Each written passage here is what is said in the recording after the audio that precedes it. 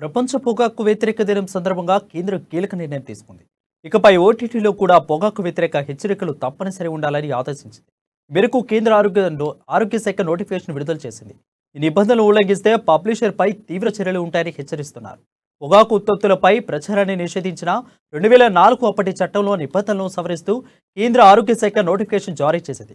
దీని ప్రకారం ఓటీటీలో ప్రదర్శించే వెబ్ సిరీస్లు, సినిమాలు, ఇతర వినోద కార్యక్రమాల్లో పొగాకు వినియోగానికి సంబంధించిన దృశ్యాలుంటే ఇకపై హెచ్చరికలు జారీ చేయాలని కేంద్రం స్పష్టం చేసింది.